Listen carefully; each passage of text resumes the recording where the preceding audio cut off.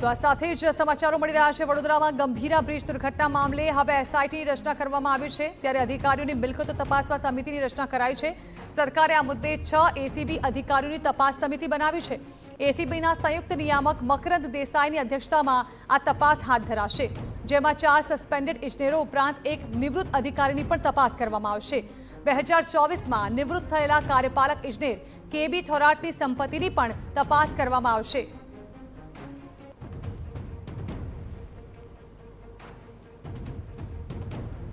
તો ગંભીરા બ્રિજ દુર્ઘટના મામલે હવે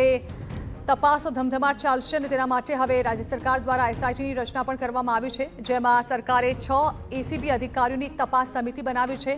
અને જે પણ અધિકારીઓ છે તેમની મિલકતો જે છે તેની પણ જાંચ કરવામાં આવશે આખી દુર્ઘટનાને લઈને હવે વિધિવત રીતે તપાસ કરવામાં આવશે તો અત્યાર સુધી જે કાર્યવાહી કરવામાં આવી છે તેમાં 4 સસ્પેન્ડેડ જે અધિકારીઓ છે જે નિવૃત્ત ઇજનેરો છે તેમની સંપત્તિની પણ જાંચ કરવામાં આવશે આ મામલે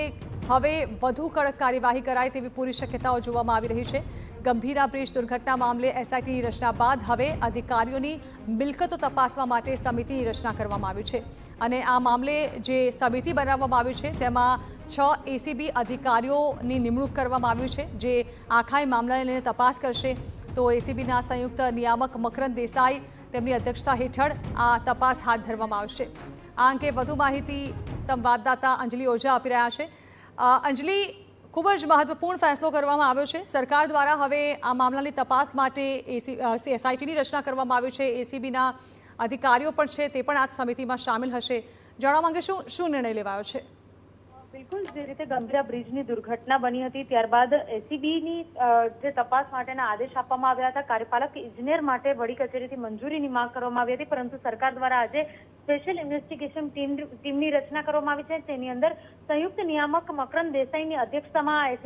એસઆઈટીની ટીમની રચના થઈ છે તેની સાથે સાથે એસીબીના 4 પીઆઈ અને એસીબીના એસીપી ભેસાણિયા પણ આ ટીમમાં સામેલ છે તમામ જે 4 અધિકારીઓ જેઓ સસ્પેન્ડ થયા છે તેઓની અને તેની સાથે એક અન્ય અધિકારી કે જેઓએ વર્ષ 2024માં સ્વૈચ્છિક નિવૃત્તિ લીધી હતી એવા કેબી થોરાટના પણ અપ્રમાણસર મિલકતો અંગેની તપાસ કરવામાં આવશે આ સમગ્ર જે તપાસ છે તેનો ધમધમાટ શરૂ કરી દેવામાં આવ્યો છે ઉલ્લેખનીય છે કે આજે જે